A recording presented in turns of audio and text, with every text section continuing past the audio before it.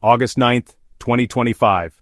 NASA crews return to Earth via the Pacific, marking NASA's first splashdown in 50 years. Inside, 4 astronauts experience the violent beauty of re-entry. The precisely timed deployment of parachutes slows their descent from 17,000 miles per hour. For the first time in half a century, American astronauts splash down in the Pacific Ocean. This historic splashdown connects the modern era of commercial spaceflight with the pioneering spirit of Apollo. The last time American astronauts landed in the Pacific was July 24, 1975, during the Apollo-Soyuz test project. That mission marked a moment of cooperation at the height of the Cold War. For 5 decades, NASA's human spaceflight missions targeted the Atlantic Ocean or Gulf of Mexico. The decision to return to the Pacific was strategic, providing crucial flexibility for weather contingencies. Having multiple recovery zones eliminates single points of failure in mission planning. The journey began March 14, 2025, with a flawless launch from Kennedy Space Center's Launch Complex 39A. After a day-long chase, Odyssey docked with the ISS on March 16, beginning their 5-month orbital tour. 167 days later, on August 8, they undocked for their historic return. The undocking at 6:15 p.m. Eastern Time marked the beginning of their journey home. A precisely calculated deorbit burn set them on course for splashdown at 11:33 a.m. Eastern Time. At the helm of this international endeavor was NASA Commander Anne McClain. A figure of quiet confidence and immense capability, her journey to the stars began not in a lab, but in the cockpit of an OH-58 Kiowa Warrior helicopter. As a senior Army aviator, she logged over 2,000 flight hours, many in combat, learning to make critical decisions under extreme pressure. This was McClain's second long-duration mission, building upon the expertise she gained during her first stay. Her proficiency with the station's complex robotic systems and her experience on multiple spacewalks were critical. Having already spent over 13 hours working in the vacuum of space, she understood the immense physical and mental challenges, making her not just the commander, but an essential mentor for the entire crew. Serving as pilot on her first journey into orbit was NASA's Nicole Vapor Ayers. A major in the U.S. Air Force, Ayers is one of the first women to fly the F-22 Raptor, one of the world's most advanced fighter jets. Her experience managing complex systems at supersonic speeds was ideal preparation for the demands of spaceflight. As a member of the 2021 astronaut class nicknamed the Flies, Ayers endured years of rigorous training for this moment. As pilot of the Crew Dragon, her role was pivotal during the dynamic phases of launch and docking. While the spacecraft is highly automated, her composure, honed in the cockpit of a fighter jet, was the crew's ultimate safety net as they approached the International Space Station. Representing the Japan Aerospace Exploration Agency, or JAXA, was Takuya Onishi. A former airline pilot with a degree in aeronautical engineering, Onishi brought a wealth of knowledge to his second mission. His primary domain was the Kibo Laboratory, Japan's state-of-the-art contribution to the ISS. This module is a hub for groundbreaking research, and Onishi was responsible for overseeing dozens of experiments that can only be performed in microgravity, pushing the boundaries of our scientific knowledge. Rounding out the international quartet was Roscosmos cosmonaut Kirill Peskov. Though a rookie spaceflyer, his background was as a test pilot in the Russian Air Force, a profession demanding courage and a deep analytical mind. He was tasked with flying new aircraft to their absolute limits, developing a profound understanding of vehicle systems. This expertise, honed through years of high-stakes flights and training at Star City, made him the crew's invaluable expert on the Russian segment of the station, critical for life support and propulsion. A commander forged in combat, a pilot of advanced fighter jets, an engineer of cutting-edge science, and a test pilot who pushed the limits of flight. 4 individuals from 3 nations formed a single cohesive unit.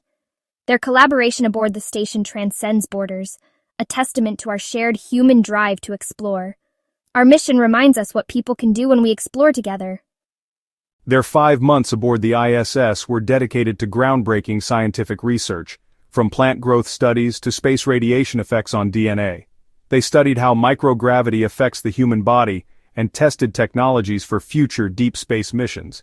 A highlight was their 7-hour spacewalk on May 1st, relocating antennas and installing solar array brackets, McClain's third EVA, Onishi's first, working in bulky pressure suits while tethered to a structure hurtling through space at 17,000 miles per hour. The view of Earth's brilliant blue and white curves stretching below is a profound experience that changes you forever.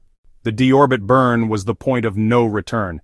12 minutes of Draco thruster firing to slow them from orbital velocity. Atmospheric entry created a plasma sheath reaching over 3,500 degrees Fahrenheit. Inside, the crew witnessed brilliant orange plasma while experiencing intense deceleration forces. At 18,000 feet, drogue parachutes deployed, followed by 4 main chutes slowing descent to 15 miles per hour. They descended toward a precise target point in the Pacific, near San Diego's coastline. Splashdown at 11:33 a.m. Eastern Time marked the successful completion of their orbital mission. With the Dragon capsule safely aboard the recovery vessel, the critical process of crew extraction begins. This is a meticulously choreographed operation. Teams of engineers and medical personnel work swiftly, not just to welcome the astronauts home, but to begin the crucial process of their reacclimatization to Earth. After months in microgravity, the human body needs immediate support to readjust. The medical checks conducted on the ship are extensive, monitoring everything from blood pressure to balance, ensuring the crew is stable before their helicopter flight back to solid ground.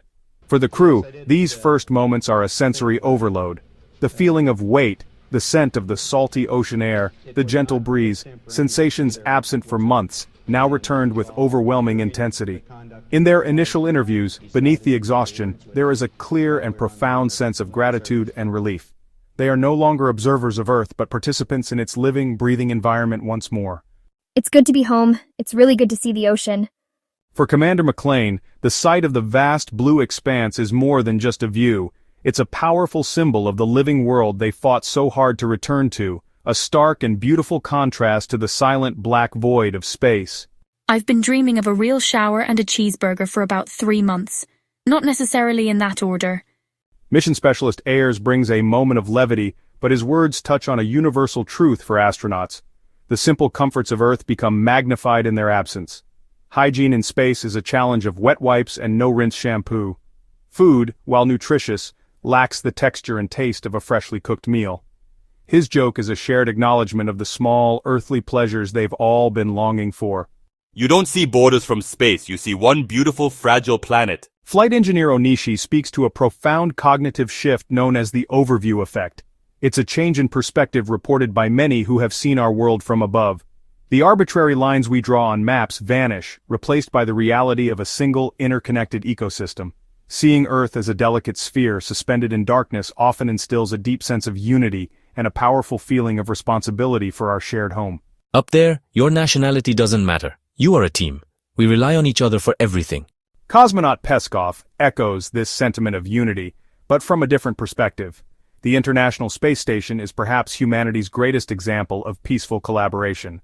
High above any terrestrial conflicts, astronauts from different nations and cultures must place their absolute trust in one another. Survival depends not on flags, but on teamwork, expertise, and a shared mission. Thank you. It was truly the ride of a lifetime. A ride that has not only advanced our scientific knowledge but has also reshaped the individuals who took the journey. Their reflections remind us that space exploration is ultimately a human endeavor, one that reveals as much about our planet and our place on it as it does about the stars beyond. The successful return of Crew-10 is more than just the end of a single mission. It's a powerful testament to a paradigm shift in spaceflight. For nearly a decade after the Space Shuttle's retirement in 2011, American astronauts relied on Russian Soyuz rockets. To bridge this gap, NASA initiated the Commercial Crew program. This innovative approach transformed the agency from an operator into a customer. By partnering with private companies like SpaceX, NASA has cultivated a competitive marketplace, driving down costs, accelerating innovation, and creating a reliable and redundant system for ferrying astronauts to and from the ISS. Crew-10’s journey is a direct result of this visionary strategy. This public-private model is a strategic masterstroke. By entrusting routine transportation to low-Earth orbit to commercial partners, NASA is liberated to focus its brilliant minds and resources on the monumental challenges of deep space exploration. Instead of managing the commute to the ISS, the agency can now concentrate fully on its ambitious Artemis program, the grand endeavor to return humanity to the moon and establish a sustainable presence there. This division of labor is critical. It ensures vital science on the ISS continues uninterrupted, while allowing NASA to pioneer the technologies for our next giant leap. And it is here, in the vast expanse of the Pacific, that Crew-10’s legacy connects directly to our future on the Moon and Mars. Re-establishing a Pacific recovery zone is not merely a nostalgic nod to the Apollo era, it is a critical logistical necessity for the Artemis program. Missions returning from the Moon in the Orion capsule will re-enter Earth's atmosphere at much higher velocities, nearly 25,000 miles per hour. The immense open waters of the Pacific provide a larger, safer target for these high-energy returns. Furthermore, having multiple, pre-vetted recovery zones in both the Atlantic and Pacific provides unprecedented flexibility. Mission planners can adapt to changing weather and orbital mechanics, ensuring a safe return path for astronauts on long-duration missions. In the gentle splash of the Dragon capsule, we hear echoes of history. Crew-10 has etched its legacy, consciously retracing the final steps of the Apollo astronauts from over half a century ago. Yet, this is not a simple repetition. It is a powerful synthesis of past and future, a demonstration that the lessons learned from our first golden age of space exploration are the very foundation upon which we are building the next. Their mission symbolizes that progress is often a spiral, returning to familiar places with new wisdom, new tools, and bolder ambitions. As humanity once again looks towards the Moon and Mars, this splashdown marks more than an ending. It is both a homecoming and a departure, the closing of one chapter and the thrilling, wide-open first page of the next.